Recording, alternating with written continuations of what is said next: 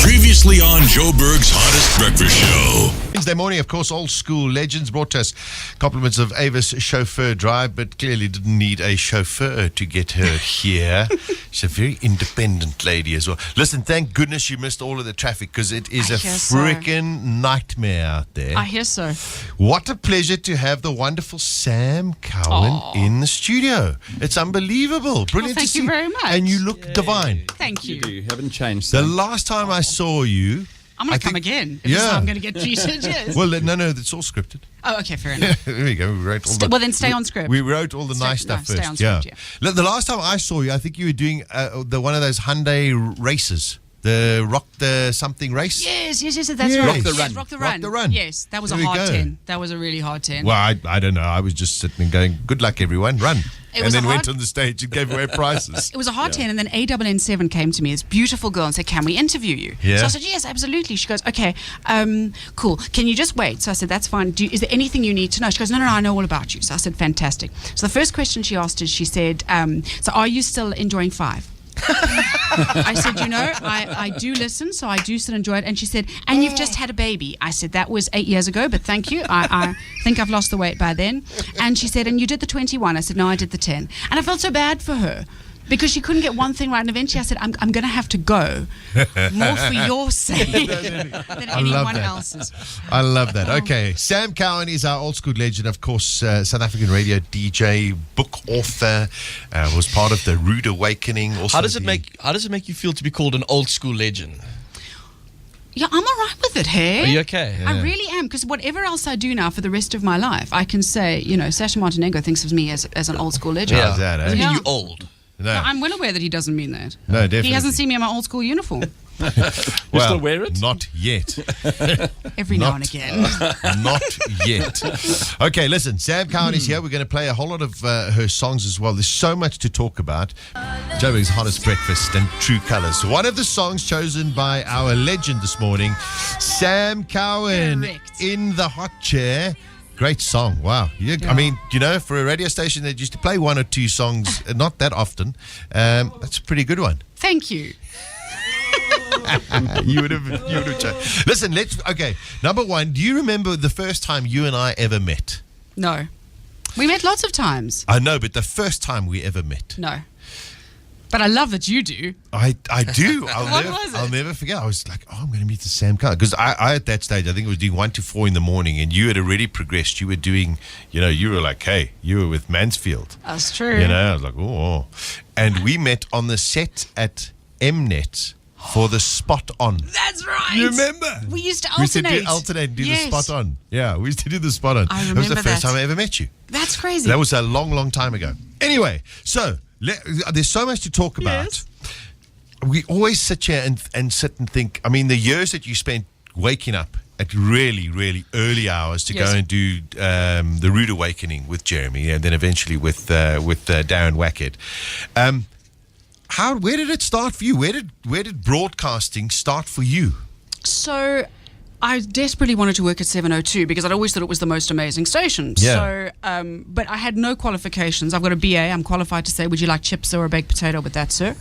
And so luckily, and golf is the way here, my father knew someone who played golf with Chris Gibbons. So I went in to have an interview. And Chris Gibbons! I tell you. And I admired his computer, having never worked one in my whole life. Yeah. Oh, well, that's fantastic, Miss Cowen. And he said, I don't have a job for you, but you can stay for 10 days. I was like, fantastic. So 10 days later, he went on holiday, and I just never left. And in fact, can I tell you who's responsible for me getting my first job at 702 is Cat Stevens. How amazing. Cat Stevens got me my job, and I'll tell you why. That was at a time when no one performed in South Africa. They all went to Bop. That's right. That's right. They went to Sun City. So I get this phone call, anonymous phone call to the newsroom saying Cat Stevens is in the country. And I proudly, at the age of 20, take this to the news meeting. And everyone smirks at me and goes, okay, then, Sam, you go find Cat Stevens. So I phoned all the people I knew who were part of the organization, because it was a Muslim organization that brought him out. And somebody said, yes, he's staying at so-and-so's house. And they've gone to the Lion Park. And there's no fax, there's no email, there's no cell phone. So I phoned this chap's house. He says, well, he'll be back just now, but you have to tell us what questions you're going to ask, because you have to refer to him as Yusuf Islam. And you can't talk about his old music unless he says you can. So I said, fine. So I interviewed Cat Stevens. Next morning was on the radio, and Chris gave me a job. Lovely. So I will Isn't that be going to the I was just about to say, I mean, Julie, you should get like front row. Damn You know, straight. I think it's it's amazing how story. the Cat world. Stevens got me my job. Cat Stevens got you the job, and then the years and years. Because I know what it's like to walk around and go, hi. People sit there and go, oh, Sasha, there we go. How's Ian? Do you want to laugh? Your producer said to me this morning, "How's Jeremy?" There we go. So I'm just sitting and going, you go through and you go, hey, Sam, I mean, you've achieved so much. How's Jeremy? Oh, no, absolutely. How's Wackhead? Hey? So the 3 questions are: How's Jeremy? How's Wackett? And how did you lose all the weight? Yeah, how did you lose okay. all the weight? Although, I told you. Well, listen, she runs, Yeah. she swims. No, mainly swims. Look at her. but listen, we're allowed to ask how Jeremy is because he used to be on the show. 100%. Yes. So that's legit. Do you bent? No. We're I do talking not. about Jeremy now. No, but I will tell you, we He have needs lunch. to bend. We And have Sash lunch. Ian's fine. I see him at the Sunny Hill Gym quite a lot. Really? Yes. Okay, good. I I'm think glad. that was a lie. So no, Jeremy and I have lunch once every 3 months, and it's just like it was when we were on air, and we swear we'll do it more often, and then we don't do it more often. Yeah. So yes. I mean, how? Yeah. Listen, working those kind of hours, and we know how pressurized it is, especially on the stations that you were 94.7. It was such a big show. I mean, how did you guys get on? we jawled, hey. It was, I hate using this term, but it was very organic. So I joined as the news girl. Yeah. And we just hit it off. And eventually Gary Edwards, who was running the station at the time, said, could you be in the studio more often? And I was like, no, I'm a serious news person. Insert laugh here. Yeah. And then I was in the studio all the time, and it kind of went from, it morphed into that. And I think it was just a chemistry issue. Like I said, even now when we're sitting having lunch, we just click straight back into it. Yeah. And I tell you, it's also something very rare. Because Yeah. we all know when you do dual kind of radio, it's it's a very difficult process. And you say the word organic, but if it isn't organic, it's actually never But you going can't to force work. it. You can't. And then the change when Jeremy decided to go. I mean, were you not torn? I mean, did you sit there and think, well, is my place still here? Should I be loyal to him? Should I follow him? Or was it just a question, hey, this is where my place is, this is my kind of job? Well, also I had school fees to pay. And people Yeah. forget that. Everyone says, well, I'm in it for the love. And I was in it for the love, but I was also in it for private school. And so when he left, I was Have you terribly finished school sad. now, though? No. No, Oh, me? Never. I'm a student of life. But when he left, I was terribly sad. It was, and there's another Yeah. cliche, it was the end of an era, but it was. And it was an era of a show that was allowed to do anything. And we did. I mean, my Correct. favorite thing we ever did was we told people we had bought a new outside broadcast unit, and we were driving along the highways, and if you saw us and hooted the horn, we would throw you a t-shirt. We were sitting in the studio like you are now. And so people were phoning in saying, I'm hooting my horn, and we're like, yo, we're throwing you a t-shirt, and it was great. Just So we crazy did what- mad things like that. Yeah, Gift of the mind, yeah. Yeah, it was madness. and the amazing thing is, I mean, we still can do a lot of those kind of things. Moving to then Darren taking over the Yeah. show, Wackhead, and I mean, you just grew in stature. You became. It was like, yes, you had Jeremy. You had Wackhead, but you had Sam, and Sam was this lady who, yes, you had children already Yeah, by like the that mom. stage. The mom. But wasn't just the mom of the show. You were like the mom of the station. You became a really big personality. I tried. Yeah. There's a way. So you get to our age. Not you just be quiet. Yes, yeah. You get to our age, and You you've little got, pisher. and you've got a choice. You can either keep it all to yourself, or you can try and give it all out. And I always used to try and help, and especially the younger women, because they would come in and they weren't sure whether they wanted to be celebrities or whether they wanted to be serious DJs, and it's difficult. You're not allowed as a younger woman to kind of you have to have nice boobs in order to be on the radio. And I'd be like, guys, you don't need that. You're cool as you are. So I would try very hard with that. Andy's done just fine. Now. So have you, by the So looks have of you, by things. the looks of things. Look at that, that's great, man. So, yeah. T-shirt. But yeah, and it was good, and I liked that. And then that was the end of that as well. That was also the end. Giving is most probably one of the best things you can ever do when it comes to doing this job. That's for sure. Our guest today, right here on Hot 91.9 Legends, is Sam Cowen. Stay with us. We're going to take another one of the songs that she's chosen from the band New Order. The song's called Regret. And then we're also going to talk about some of the dark times, and then of course how things are going at the moment and why she's got such a wonderful smile on her face every single day. All right, listen, our guest is Sam Cowen. It's so wonderful to have you in the studio. Just got to go through our Jam Guard winners. Well done, Tracy and Gareth. Congratulations. You were the first drawn. All you had to do was SMS the word jam to 44919. And then, of course, we've given you those Jam Guard. A couple of messages, Sam, that have come in. One from our very good friend Taryn at Huawei. She said, I stopped listening to Highveld the day Sam left. I physically took a stand because I was so upset. And then Quibus from Durban says, so great to hear Sam on the radio again. Such a legend. I spent many a morning laughing my head off at her and Jeremy going on about something. Who can ever forget the bar one analogies and Kamp? Thanks for the memories, and also a fan of New Order too. That's Quibus in Durban. Nice one. Keep them coming in if you've got any comments you want to make about Sam Cowen, or to Sam Cowen as well. So we chose New Order. Regrets? Yes. Regret? Reason? It reminds me so much of my drinking days. Okay. But it's bittersweet, and I'll tell you why. Because as much as I'm glad I don't drink anymore, I still miss it. I do still sometimes miss it. And so it reminds me of those times where I always used to call it it was a 17 minutes of fantastic, 17 minutes of paradise, where you'd be on your second glass of wine, well, I would be. And I knew that if in that moment I died, the world would be it would be a beautiful place anyway, and I'd be happy, and I was with the nicest people ever, in the best glass of wine ever. And so it always reminds me of that. Because, there is regret, but it's still so sweet sometimes. Unbelievable. I mean, mine is a much small compared to the book we're going to talk about now. Yesterday was my 5th month anniversary of giving up smoking. Hey, well done. And quite amazingly, because my mom said to me, she said, no, you must always consider yourself as a smoker, but you don't smoke. Yes. So I don't know. Does that relay? Now, your book was your second book called From Whiskey to Water. Number one, incredibly brave to be able to sit there as a very well-known personality and then all of a sudden admit to some kind of demons, etc., etc. What created the demons? Was it the pressure of work, or was it just something that is it hereditary? I do think that there is a genetic link. Okay. Because I've seen so many people who've had fathers and mothers, but in my case, it was all me. I'm a massive overachiever that way. I think I'd always been a very anxious person. All right. And you don't really get to enjoy anxiety, put it that way. You're not allowed in this business. You can't. Of course. And I mean, I'm sure there are days, even you, where you come in the morning and think, I can't do it today. I'm sure it's very, very simple, but you do, and then you have to, because that's what your job is to make other people happy. So I think partly it was that, partly as well it was the amount of splitting that you go on air and you're this big person where everything is right all the time and it's fantastic, and then you go home and everything is not right all the time, and so that anxiety makes you split into different selves. And so I used to drink. Some people would drink to feel something, and I used to drink to feel nothing, to kind of try and get all those personalities back together.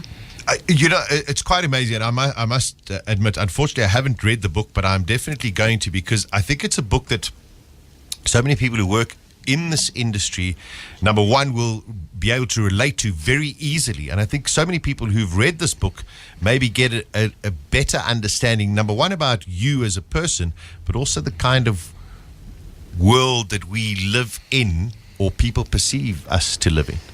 Well, I remember, and this was when we only had fax. Before email, somebody faxed me to say, I just saw you on the TV and you're really ugly, but I'll keep listening. Yeah. And I was so hurt. And it's so silly. It was one person. I was broken. I was in therapy after that. Seriously. I couldn't believe it would matter. And it was at a time where there were a lot of young hot chicks joining radio, but I'd never even put myself in the same bracket. It didn't occur to me. And suddenly I was like, oh my God, this is the judgment call. So it had a lot to do with that. But I'll tell you what the greatest compliment was that I had about the book, which had nothing to do with this industry. A woman came up to me who said she'd been sober for 9 years. And she said, my husband has been amazing. He has supported me unconditionally. But he says, up until that book, he didn't understand. Why can't you just stop the way you lose weight? You just eat less. And she said, after he read that book, he came to her and said, I get you now. Amazing. And That's I said, a beautiful compliment. Yeah. That makes it all worth it, if just for that. What was the catalyst that made you stop? What was it? I mean, was it something that you woke up one day and realized, hey, this has now gone too far? Or did somebody warn you? Did a doctor say, if you carry on this way, you're going to die?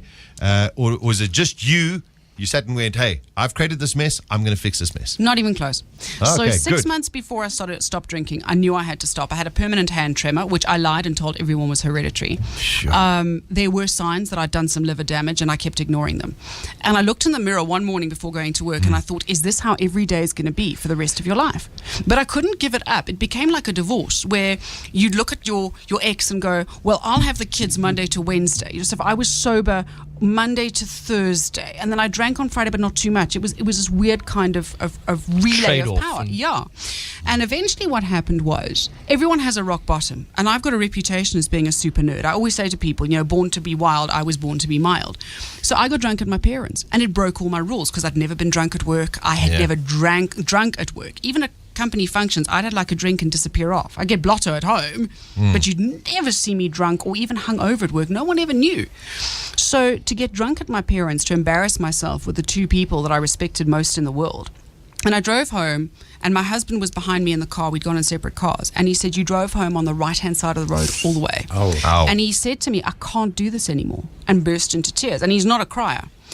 And I looked at him and I thought, I love my husband more than I love alcohol, but only a tiny bit more. And I said, I have to go to AA right now. And he said, let's get you in the house. I was covered in vomit. I don't even know when I was sick. He said, let's get you in the house. Let's clean you up. And I said, no, it has to be now. Because I knew that if I woke up the next morning and the hangover wasn't bad enough, You'd I'd just find start another again. excuse. So that was How it. much were you drinking? So at the end, I was averaging probably about 2 bottles a night. Was it just Of wine? wine. No, wine and whiskey. Hence the. And there was one particular night. My husband travelled a lot for work. And this is before I had the kids, long before I had the kids. And I remember watching an Inspector Morse, he drinks a lot of red wine, and thinking, I wonder if I could drink 12 bottles of wine. Because that becomes really rational, after 3 bottles. And I woke up the next morning having drunk 9.5. Oh, Sam. And I went and I spoke to a friend of mine who I met during sobriety, and he said, there's not a chance you did that, you'd be dead. I said, but I'm not dead. I said, and this coming from the man who ate 100 Xanol, and he is still here. Yeah. I said, we're impossible to kill. We have the constitution of oxen.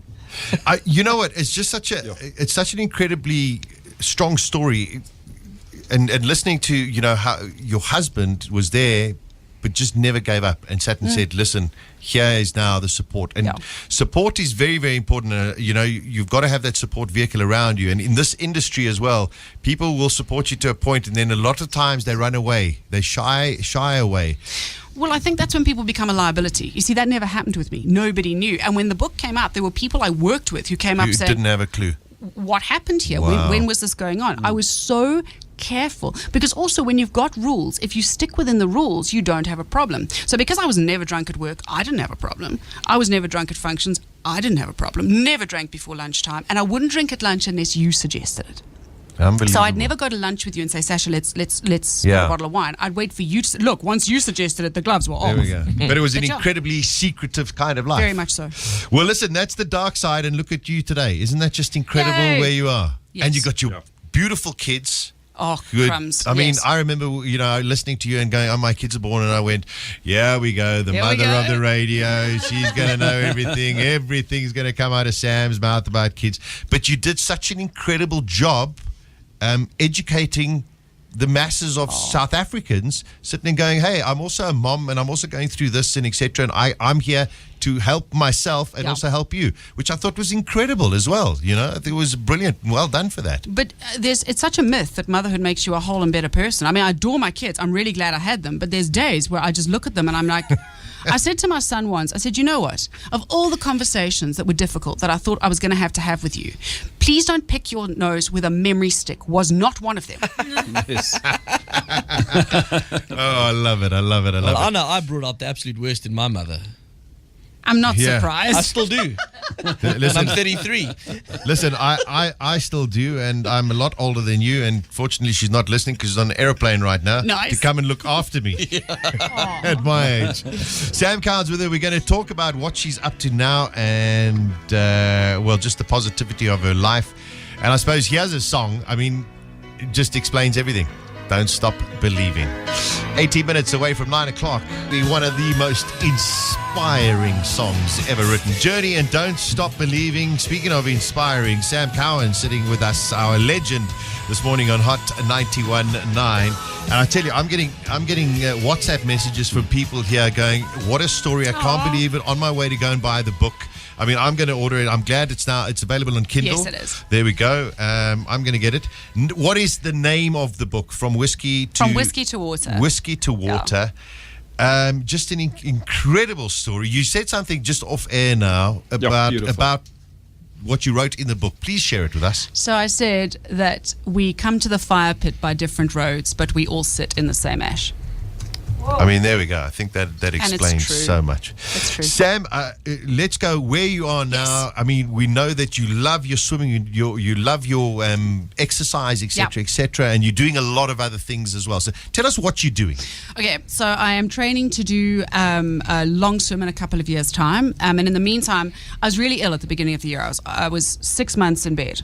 They couldn't work out what it was. I've had cameras in places you don't want to think about. You be quiet, young Simon. Yes. And I'm thinking about it now. Yeah, I know you are. He's sitting there going, where can he get those cameras? Exactly. Yeah. So, but it was interesting because I left radio and I knew I didn't want to do it again. And not because I had hated it or I was angry, but just because I felt I was complete. But I didn't know what else I wanted to do. And in those 6 months that I was in and out of bed, really for a long time and very down, I kept thinking, but what is your purpose now in life? And one thing that the book had done is I felt that it helped people, and a lot of people had said that it helped them. So I was at one particular book launch signing and saying nice things and chatting to people, and one lady came up and she said, "I've got a question for you." And I said, "Okay, what is it?" She goes, "What's next for you?" And she walked away, and I thought, I don't know. So after I wrote the book and I was doing more and more talks about it, I decided that I would do it as a coaching course. That Brilliant. I would do a coaching course and then I could give back, because all of the people who helped me during the time I was getting sober, and you really do need a lot of hand holding, and I thought, well, that's what I'm going to do. So I'm halfway through a life coaching course. Stunning. Which I'm loving. I really am. And I'm putting together a program with the most amazing people to deal with issues that young girls deal with in school. And I'll tell you a very quick story. I know we're pressed for time, but I was at a school thing for girls, and I told my addiction story. And at the end, one of the little girls put her hand up and she said, "How do I get my dad to stop drinking?" And I gave the usual answer, which is you can't do it, but it's not your responsibility and it's not your fault. And I obviously don't say it as briskly as I just said it. Sure. But at the end of the talk, 10 little girls came to talk to me about their parents. One little girl said that she knows she's been good if she can get 2 brandies into her dad when he comes home, because then he doesn't hit her mom. Oh, goodness. And I thought, it's so hard to be a kid in today's world because they deal with stuff we never dealt with, you know. And so I sat with a friend of mine who does the coaching course, and I said, can we put together a set of tools where we can go into school and say, listen, you can't change your parents, you can't change your house, there's nothing you can do about your actual situation externally, but maybe we can teach you to own what's yours and be able to discard what isn't without owning that as well and blaming yourself. So when your dad hits your mom, it is not your fault. When you're bullied at school, it is not your fault. You know, and so I'm quite passionate about that. Listen, it sounds beautiful and wonderful, and good luck with the rest of the life coaching, and then of course the courses you're going to be doing as well. I just want to read one SMS, because we are pushed for time, but an SMS in here. Sam, AA saved our family. We learned to have a dance without alcohol, and we're a true family. Good on you, girl.